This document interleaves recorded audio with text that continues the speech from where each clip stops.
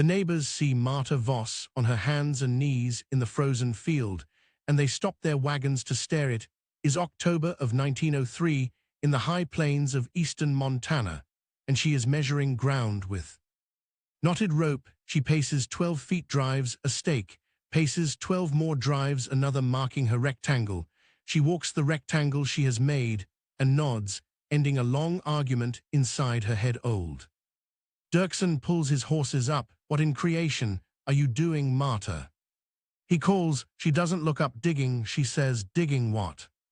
A barn. Dirksen looks at the flat ground, slaps his reins, and drives on across the field. He is already laughing, a big rolling laugh that the wind carries back to her. She is 51. She came from Silesia 14 years ago with her husband Otto. Otto has been dead 3 winters, taken by fever, in a cabin with gaps in the chinking. Her hired hand, Pierre, a 16-year-old Métis boy, does what she tells him without question. She has 11 horses, a milk cow, 2 pigs, and 4 months until the worst of winter arrives. She has in the back of her mind the image of a stable she saw in the old country. A stable half below the earth, carved into a hillside with a sod roof, so thick snow never melted in deepest Silesian winter. The breath of animals kept the temperature above freezing without a single fire. She thought about it since Otto died, watching her horses turn into skeletal frames of ships. She cannot afford to lose horses. This arithmetic keeps her awake at night more than loneliness. Without horses, she cannot work the land in spring without spring work. There is no harvest without harvest. There is no money for the $340 bank note due in March every year. Strong horses are worth $180, but winter thin and trembling, they are worth half or less. One bad winter, one season, where she loses 2 or 3 horses to the cold, and the bank takes everything. In 1901, a rancher stepped outside to check his animals and didn't make it back to the door. Last February, she lost a mare to cold stress and a gelding to colic from frozen water. The existing barn is a timber structure Otto built fast with siding that lets in every wind. In the worst cold snaps, it is barely warmer than outside. They burn feed just staying alive. She spends $40 extra in hay just to keep them level, and she cannot continue. She cannot keep losing them this way, so she is digging first shovel on Tuesday. By Friday, neighbors call it Marta's folly. Dirksen mocks her at the feed store. The name spreads across the plains. On every wagon she hears it from Pierre, who hears it from the boy at the mill. Old man Whitaker at the mill doesn't stop at mockery. He takes Pierre by the sleeve. Whitaker says, that woman's gonna bury herself with them horses. Boy, you mark my words, come January, she'll be froze stiff in her own grave, digging her own tomb. Pierre tells this to Marta that evening. She listens without expression, stirring the beans. She says nothing. She is building an earth-sheltered stable, using the principle of thermal mass. Montana ground below the frost line maintains a temperature of roughly 40 degrees year-round. An earth structure doesn't fight cold. It is surrounded by earth that stays relatively warm. The frost line sits at 4 feet. Marta's floor will be at 8 feet deep. Walls will be earthen on 3 sides with only the south face open to surface. She is designing a double door to protect the structure from the harsh Montana winter. She doesn't know these words. She knows the stable in Silesia and the horses there. She knows the horses in that stable had ribs you couldn't count. From a father farmer who owned it laughed. He didn't heat it, the earth heated it. The animals heated it. The roof held the heat in. That was all the digging takes. 4 weeks she and Pierre work from before dawn to after dark. The work is brutal, polishing away conversation, leaving only the ringing of the pickaxe. The frozen top layer comes away in chunks that have to be broken apart below 2 feet. The ground becomes dense gray clay mixed with gravel and stones. The excavation is 24 feet long, 16 feet wide, and 8 feet deep. They moved 800 cubic feet of earth, more than they want to think about. The walls and floor. Marta packs and tamps.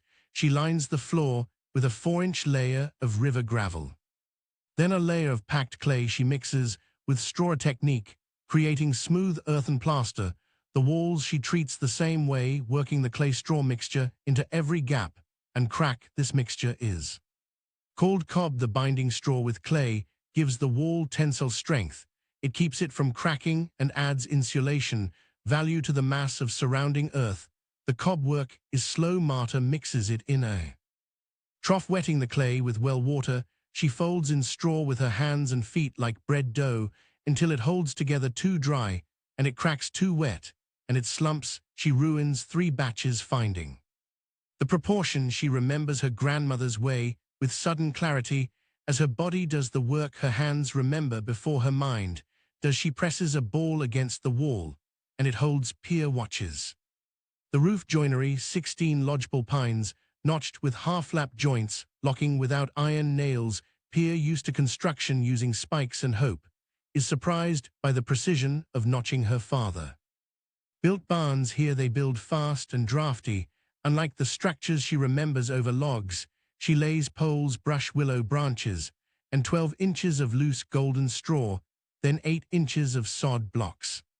Laid grass side down first, then grass side up for second. Grass roots will knit over winter.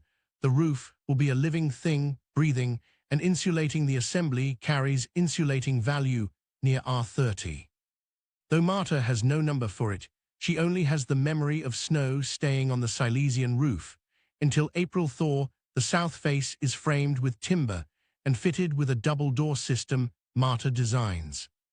She draws and erases on flour sack paper by lamplight over several long nights.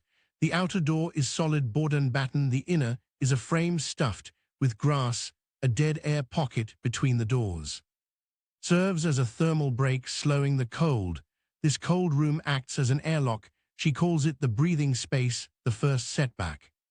The roof frame shifts during a November windstorm. Before sod is laid, 3 central support logs slip their notches, and the whole middle section sags 6 inches. Marta and Pier work through the night. At 17 below zero, resetting logs by lamplight. Their hands go numb and return with a burning that is its own kind of pain.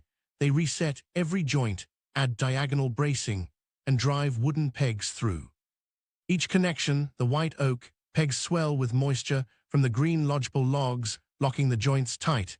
It adds 2 days to the schedule and leaves both of them moving stiffly for a week. The second setback is an underground seep discovered in the northwest corner.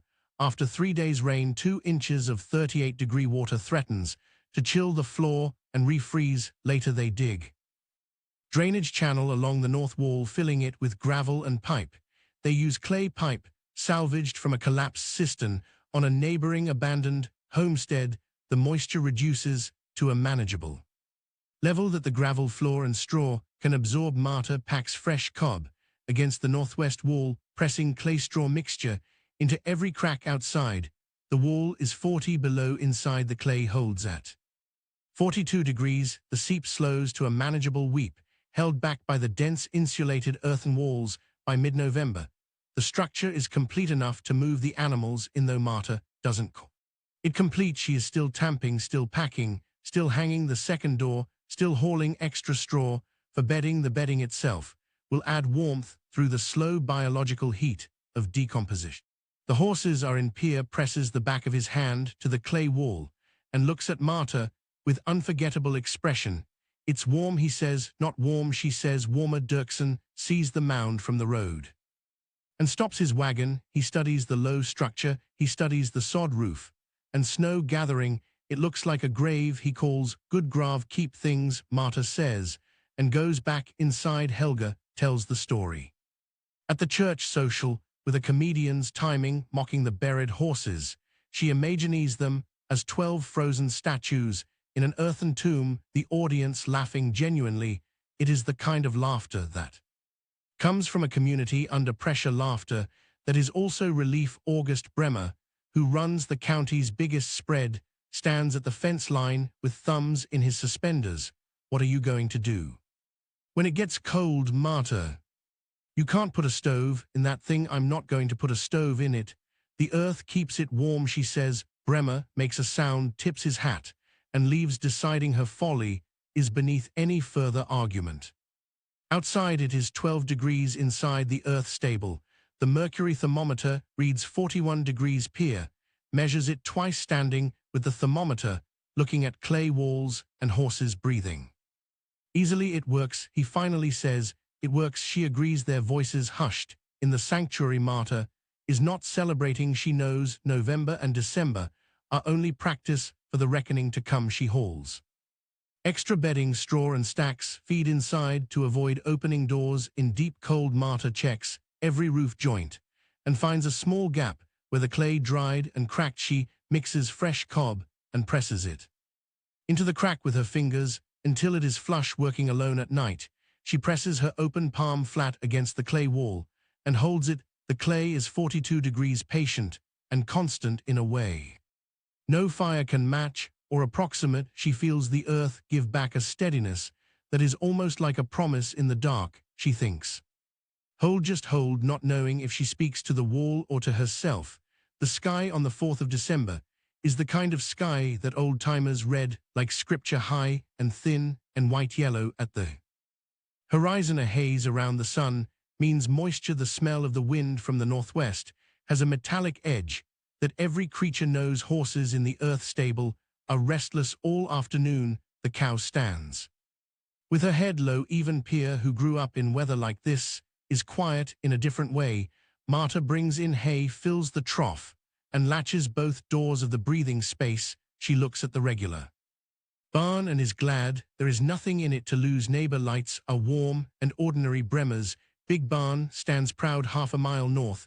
She goes inside, lights the lamp, and waits. The storm comes at 2 in the morning. It does not announce itself, a dead stillness, an absence of wind that is its own alarm.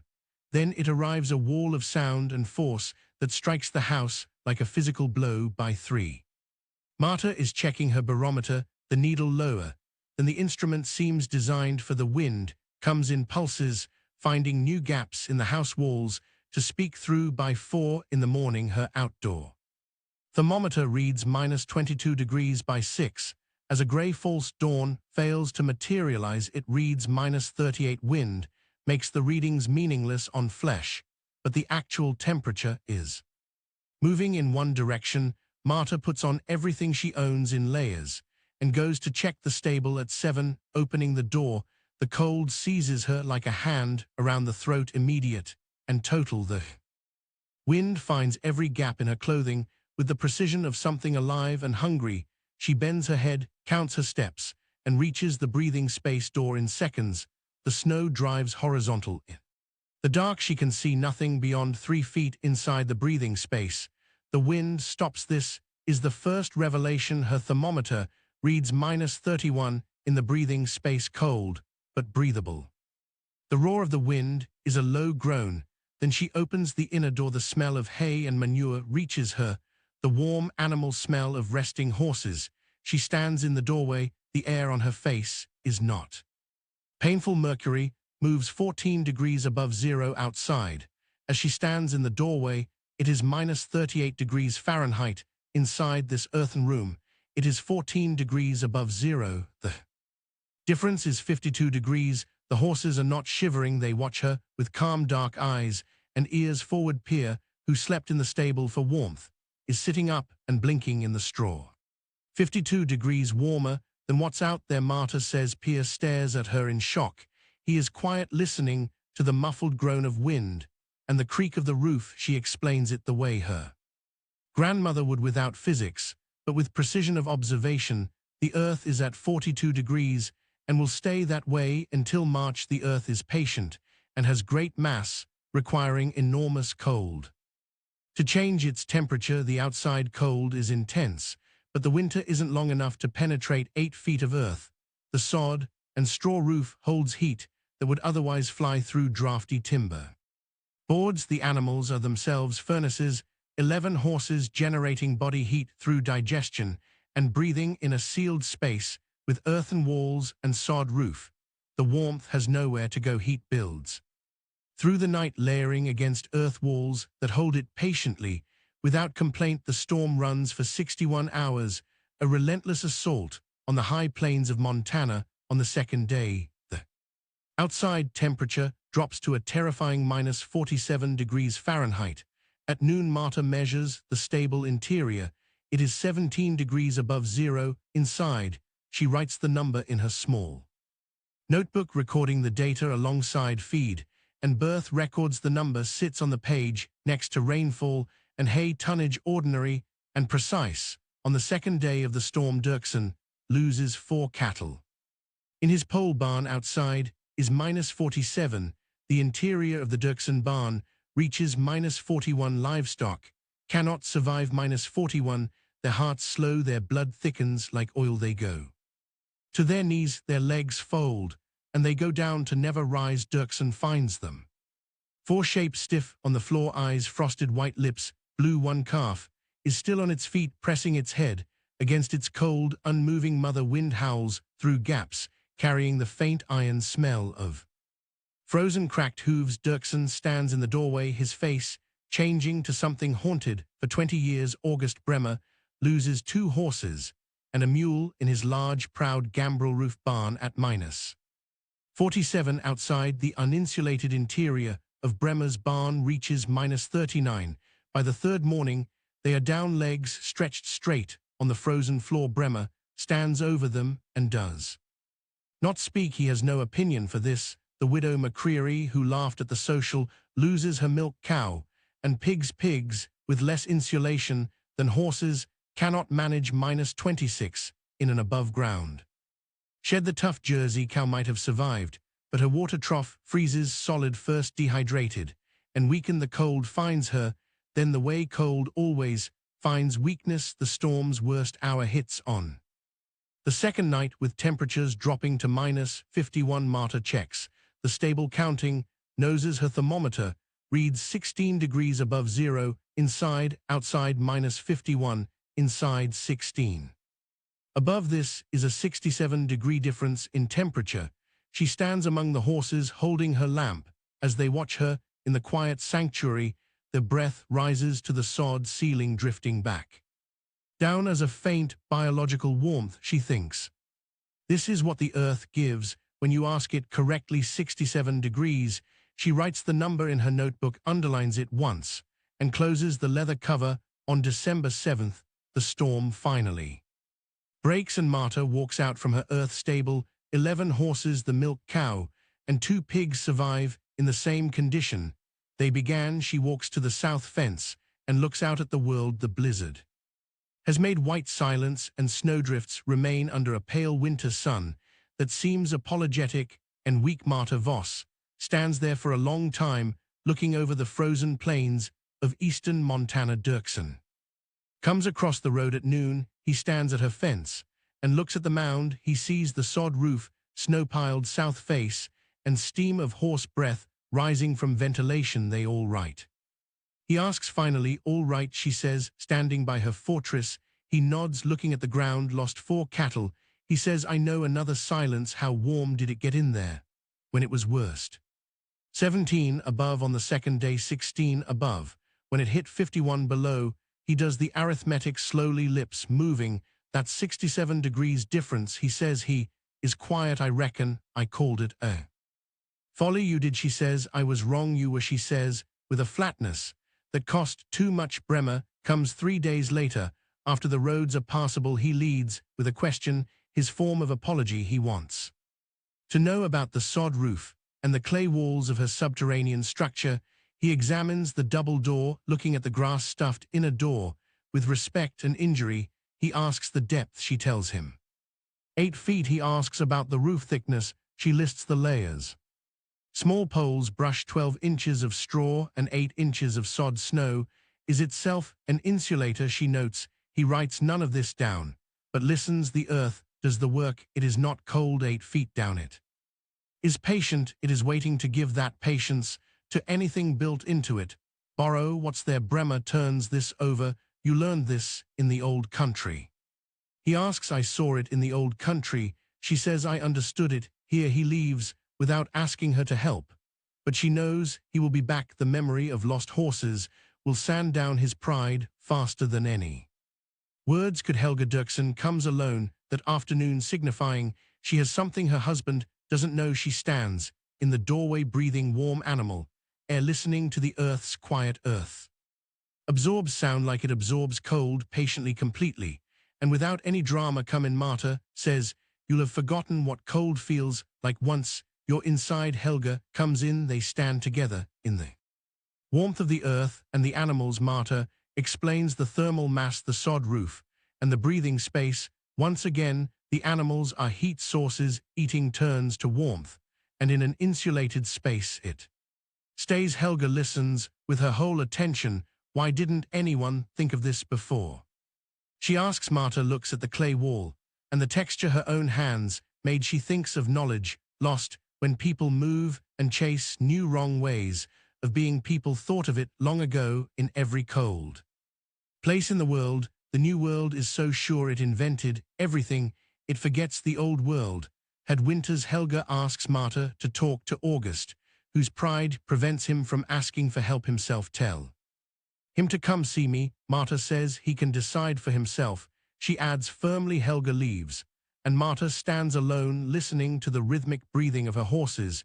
She listens to the shifting straw and the deep earthen quiet that settles around her. Marta remembers Otto, a man who listened to old things and asked his grandmother questions. Otto would have built this sooner. Perhaps the cabin would have been warmer then. Pneumonia might have found less purchase. But she knows better than dwelling on regret. The dead stay dead. What remains is what you do with their teachings. She checks the water trough, fills it from the bucket she keeps inside. She checks each horse, running her hand along each neck, feeling their warmth. They are all fine. She built this from nothing but memory, clay, and straw. 67 degrees warmer than outside at -51, and the structure held. She blows out the lamp and opens the outer door, stepping into the December cold behind her. Under earth and sod, 11 horses breathe their patient, ordinary warmth. The clay walls receive it, the earth holds it. The cold knocks and cannot enter. There is knowledge that was never lost, only mislaid. It sits in the earth. The ground that freezes in January is mild and constant at depth.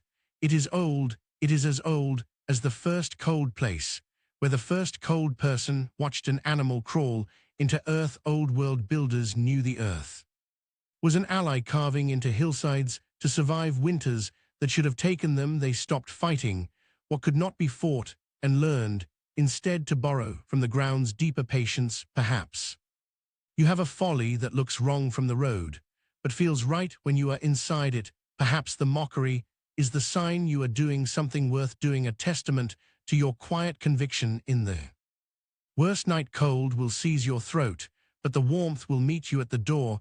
You stand in the dark among living things and read a number that changes everything. The earth kept its promise. It always does, for those with the patience to listen and the hands to dig.